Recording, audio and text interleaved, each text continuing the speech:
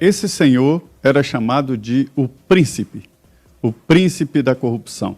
Ele detinha controle remoto de metade da Câmara dos Deputados e do Senado Federal.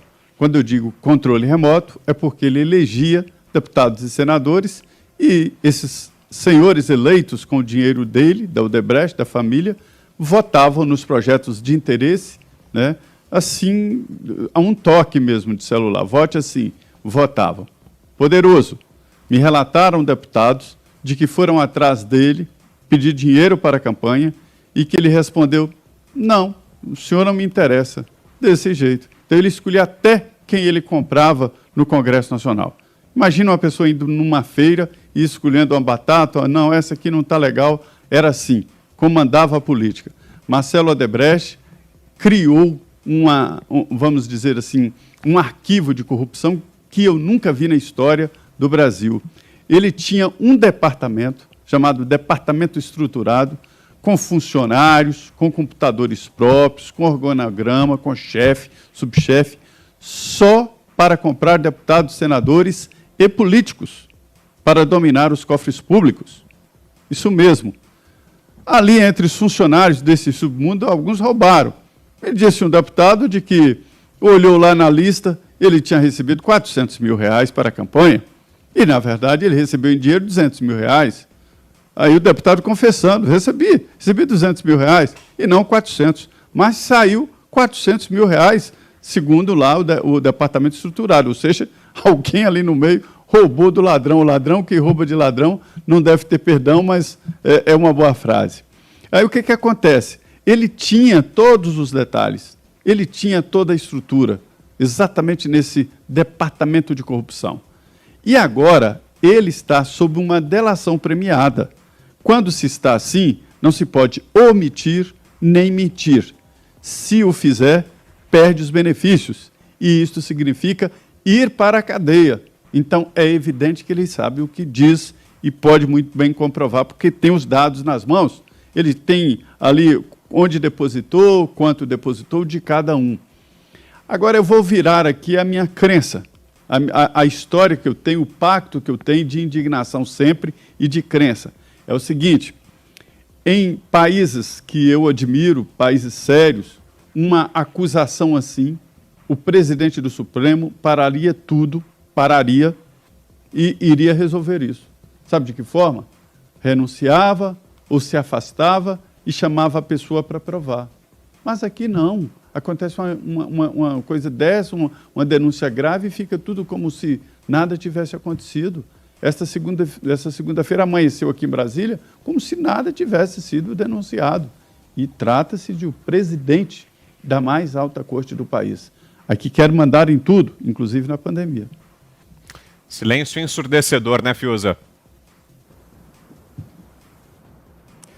O Marcelo Odebrecht, né, Vitor, ele, de fato, tem um papel singular na história recente da República Federativa do Brasil. O Marcelo Odebrecht, como empreiteiro, ele chegou a redigir medidas provisórias para o Lula assinar. Isso não é ficção, isso é fato demonstrado pela Operação Lava Jato. Marcelo Odebrecht, portanto, ele governou o Brasil. Marcelo Odebrecht redigiu discursos inteiros do Lula. Ele foi uma espécie de um grilo falante do presidente da República. Isso, evidentemente, que estava no pacote da venda do Estado brasileiro, de boa parte do Estado brasileiro, para um cartel de empreiteiras, onde a Odebrecht liderava. O Dias Toffoli foi advogado do PT, o Dias Toffoli foi assessor do José Dirceu, e todo mundo sabe como ele chegou ao STF. Eu sempre achei que o prêmio, né, se tornar ministro da Suprema Corte, já era o sinal, já era o pagamento, digamos assim, por aquela parceria, né, partidária, aquele companheirismo ali. Agora, a gente já tinha a questão do amigo do meu pai, né, que era uma referência ao Toffoli, e agora tem essa informação sobre as mesadas que precisa ser apurada. O que eu acho, Vitor, sobre o silêncio de boa parte da imprensa é muito simples. O Toffoli hoje é o caçador das redes sociais. O Toffoli, junto com Alexandre de Moraes, eles são aí os imperadores da caçada à chamada onda de fake news, que, na verdade, é exatamente o contrário, né? É uma tentativa, criar um álibi para perseguir justamente a liberdade de expressão nas redes sociais, a opinião pública em geral, tudo que não seja a grande mídia constituída, né? Então, toda essa falta, por exemplo, de registro no noticiário que nós estamos aqui nos ressentindo, você encontra na rede social, né? Você encontra sobre essa questão né, foi noticiado por um blog e imediatamente a rede social repercutiu. E assim, tem veículos, entre esses que ainda repercutem, tem veículos, alguns importantes de imprensa, e tem a livre manifestação, né, das pessoas, dos perfis, enfim, dessa outra maneira de circulação de informação e de conhecimento que as redes sociais trouxeram. E é contra isso que o Toffoli luta, né? Ele é o líder da caçada a essa liberdade, que aparentemente interessa a alguns grandes veículos de comunicação que, infelizmente, estão presos aí a pautas que a gente sabe quais são, né? Criaram o inimigo imaginário, e enquanto o Toffoli estiver falando que é o gabinete do ódio do Bolsonaro, etc.